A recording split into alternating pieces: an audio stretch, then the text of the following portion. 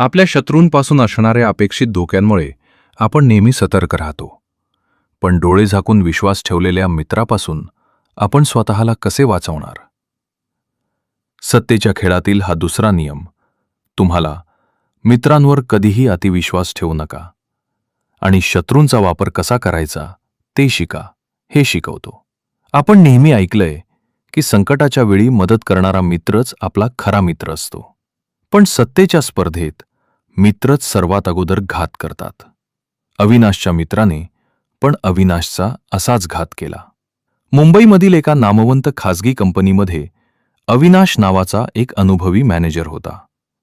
त्याचा समीर नावाचा एक जीवाभावाचा मित्र होता, जो बऱ्याच काळापासून बेरोजगार होता. अविनाशला वाटलं, आपण समीरला आपल्या कंपनीमध्ये नोकरी लावली तर समीर आयुष्यभर ऋणी राहील. पण काय झालं?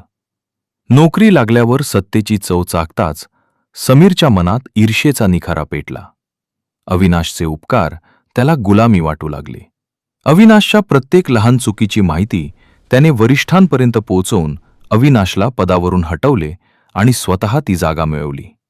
ही मानवी स्वभावाची क्रूर सत्यता आहे. आता विचार करा, जर अविनाशने समीरऐवजी त्याच्या एका जुन्या व्यावसायिक शत्रूला कामावर घेतले असते तर? रोहन नावाचा एक व्यक्ती, ज्याच्याशी अविनाशची पूर्वी तीव्र स्पर्धा होती. अविनाशने रोहनला ऑफिसच्या कामांमध्ये नेहमी पिछाडीवर ठेवले होते. यामुळे रोहनला कमी दर्जाच्या पदावर काम करावे लागत होते. जर अविनाशने रोहनला संधी दिली असती तर रोहनला स्वतःला सिद्ध करण्यासाठी विशेष प्रयत्न करावे लागले असते. शत्रूला माहिती असते की त्याला आपली योग्यता सिद्ध करण्यासाठी इतरांपेक्षा दुप्पट मेहनत करावी लागेल. यामुळेच रोहन अविनाशबरोबर जास्त प्रामाणिकपणे वागला असता, कारण त्याच्या टिकून राहण्याच्या संघर्षाने त्याला इमानदार बनवले असते. असं का घडतं? कारण मैत्री भावनेवर टिकलेली असते, पण सत्ता गरजेनुसार चालते. जेव्हा तुम्ही मित्रावर उपकार करता तेव्हा तुम्ही नकळत त्याचा अहंकार दुखावता. उपकाराचे ओझे माणसाला कृतज्ञ बनवण्याऐवजी सुडाकडे वळवते. जर तुम्हाला एखादं जबाबदारीच काम पूर्ण करायचं असेल तर मित्राकडे जाऊ नका. उलट अशा माणसाकडे जा जो तुमचा शत्रू आहे. शत्रूला स्वतःला सिद्ध करायचं असतं.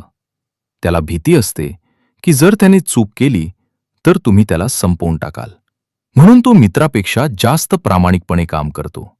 शत्रूंपासून आपण नेहमी सतर्क राहतो, पण मित्रांवरील विश्वास आपल्याला अंधळ बनवतो. सत्तेच्या शिखरावर पोहोचायचं असेल तर मित्रांना सुरक्षित अंतरावर ठेवा आणि शत्रूंना आपल्या कामासाठी वापरायला शिका. तुमचा असा काही अनुभव आहे का? कमेंट्समध्ये नक्की सांगा. पुढील भागात आपण सत्तेचा तिसरा नियम शिकणार आहोत, जो तुम्हाला तुमची गुपितं कशी लपवायची आणि जगाला कसं भ्रमात ठेवायचं हे शिकवेल. सत्तेचा तिसरा नियम सांगतो, कन्सील युअर इंटेन्शन्स. तुमचे हेतू कुणालाही कळू देऊ नका. समजून घेऊयात पुढच्या भागात.